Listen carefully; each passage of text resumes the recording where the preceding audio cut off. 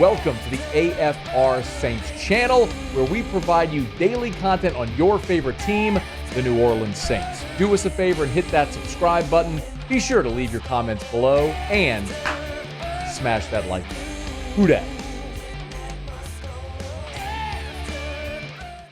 One team that has got it in gear is the Denver Broncos.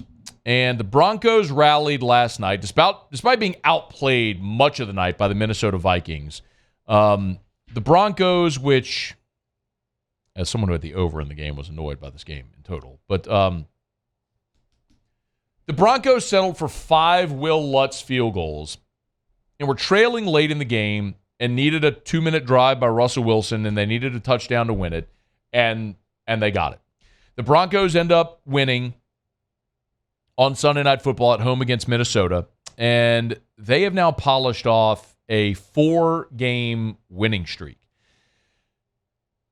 And I remember it was just about a month ago that we were looking at Tankathon, which, if you're not familiar, Tankathon's a website that sort of makes projections of the draft order based on how teams are now, what they're projected to do. And Denver at that time was projected to pick 3rd. Now, the reason that's relevant here is because of the Sean Payton trade. The Saints got Denver's number 1 pick last year and their 2nd-round pick this year. So if Denver had completely bottomed out and picked 3rd overall, that means the Saints' 2nd-round pick would have been the 3rd pick in round 2, the 35th overall pick in the draft, which kind of is like an extension of round 1. You're probably going to get first-round value there. But Denver isn't cooperating. After starting the season 0-3, which included the 70-20 loss to Miami, Denver got on the board with a win over the Bears, 31-28. They would lose back-to-back games to the Jets, and that was the Nathaniel Hackett Bowl, of course. And then they lost at the Chiefs, 19-8. Since then, Denver beat Green Bay. They embarrassed Kansas City, 24-9, the day where Kansas City didn't get in the end zone. They won at the Bills 24-22, and now they beat the Minnesota Vikings last night on the late game heroics by Russ, winning it 21-20. That's 4 in a row. If you look at Tankathon now, I mean, it's what you would kind of expect. Denver's 2nd-round pick now is projected to be number 47 overall. That stinks. So if you're looking at it, the Saints right now, according to Tankathon, I'll pull up the website here for those who are watching. You'll see it along with us here.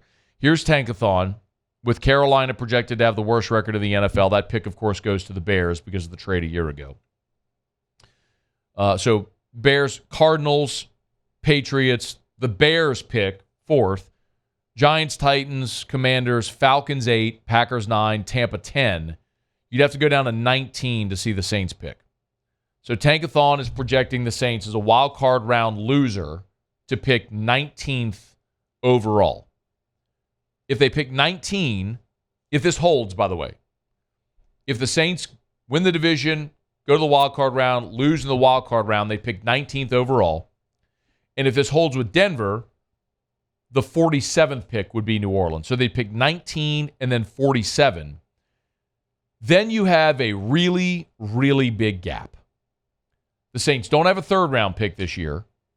If that pick, the Saints' 2nd-round pick went to Philly as a result of the trade a couple of years ago. And the 3rd-round pick is with Denver.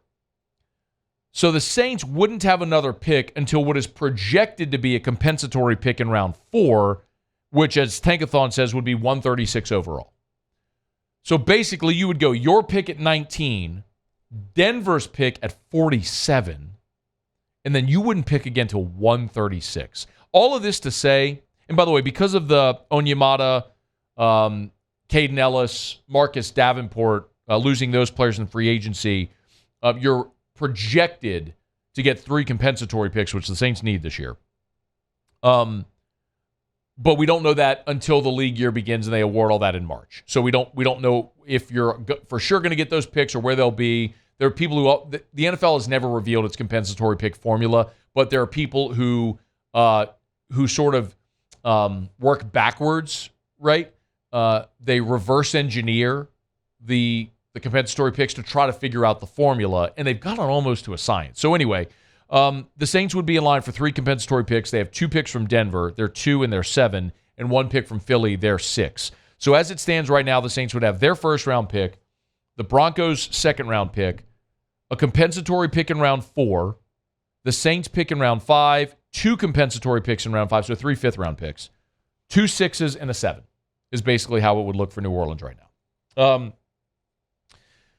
But when I look at the fact that the Saints wouldn't pick again from round 2, which is Denver's pick in round 2, until their projected compensatory pick in round 4, you have got to have a slam dunk top 2 picks.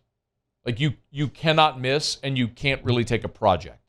So what the Saints do there will be pretty fascinating. The draft is always fascinating, and it gets a bit more convoluted as Denver continues to win, because you would love for Denver to keep losing to make that second-round pick more appealing for the Saints, that the Saints own. So the long story short is that's a big word salad, but the easiest way I could say it is cheer against Denver. Cheer against Denver. That second-round pick that the Saints control keeps getting better and better and better and better and better. And in a draft where you might be inclined to select a quarterback, if you have a high second-round pick, that could be the capital you need to move up in round 1 to take the player you want, or the justification for taking a quarterback at presumptively 19, because you know you have a pick coming at 35, thereabouts. You're in the 30s in round 2. Hey, thanks so much for watching. Please leave your comments. I love to interact, and be sure to hit the red subscribe button below.